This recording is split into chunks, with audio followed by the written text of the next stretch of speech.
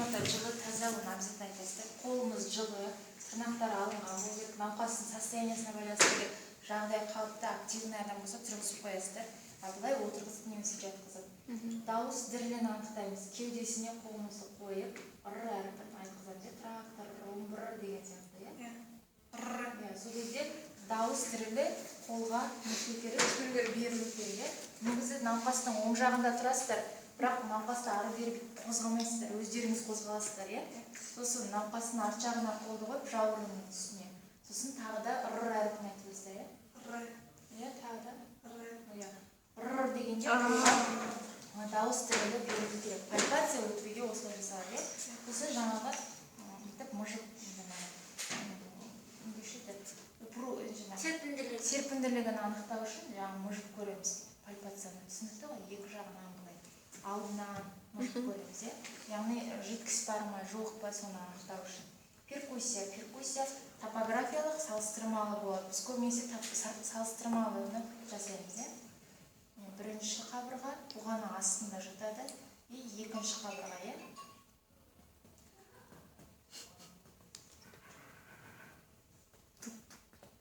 Яғни дыбыс біткен жерге нүкте қоямыз, иә. Сосын бірінші оң жақтан 5-6 қабырға дейін соққылаймыз, сол жақтан 3-ші қабырға дейін.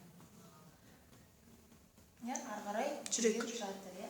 Ал енді арт жағына жасалған кезде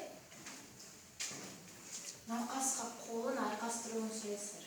Бұлай алдына қарай айқастырып тұрады, иә. Жауырын қырынан жасайсыздар, салыстырмалы түрде қолды қойып.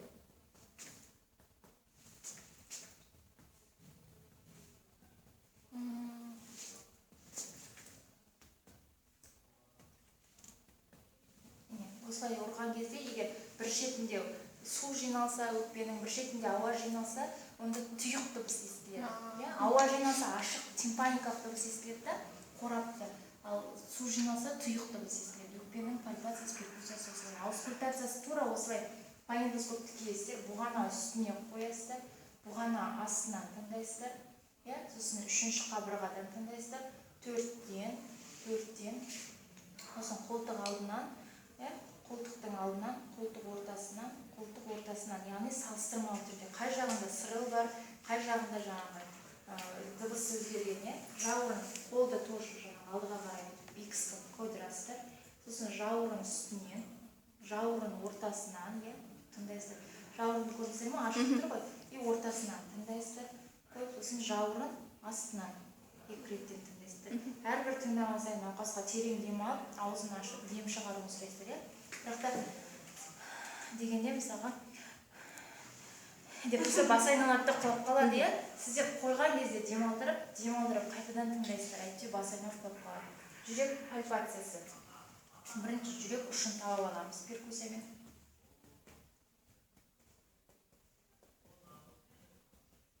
Дұрыс бітті ғой. Қолдың қырын алақанын сүйегінен қойып, саусақтарымызды қолдыққа қаратамыз да, екі саусақпен ақырын жылжытамыз. Жылжытып келіп, сол жерде жүрек ұшына келген кезде жүрек ұшы түрткісін анықтаймыз, немесе бұлай анықтайды кейбір кісілер.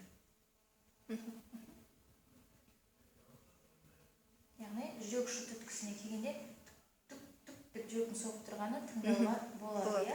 Осылай пальпация жасалады. Перкуссия бірінші 5-ші қабырғаға дейін соққылап аламыз. 2-ден бастаймыз. 1, 2.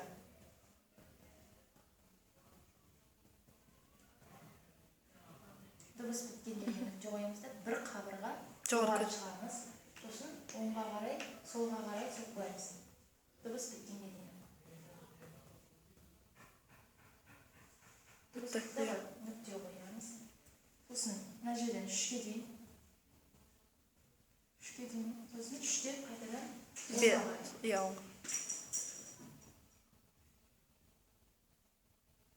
Дыбыс бітті ғой. Примерно бұл жерде біз қан тамыр шоғырын, яғни аорта мен өкпе артериясын анықтаймыз. Енді бізге жүректің ұшын анықтау керек.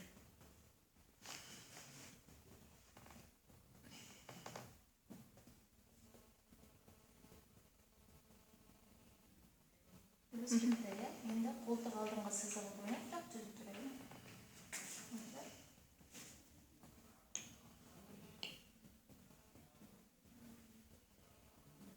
Дыбыс бітті.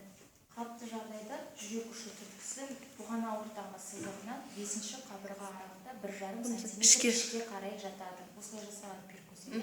Аускультация.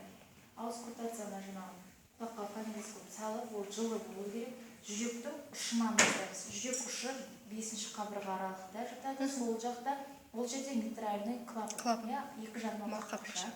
Содан кейін бұғана ортаңғы сызығы бойымен 2-ші қабырға аралықта аорта қақпақшасын тыңдайсыздар.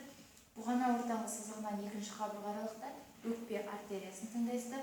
Сосын семсер тәрізді өсіндіден 3 жармалы қақпақшаны тыңдайсыздар.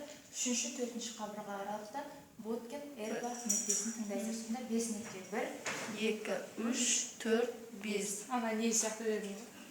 Орыстардың сыйлығы.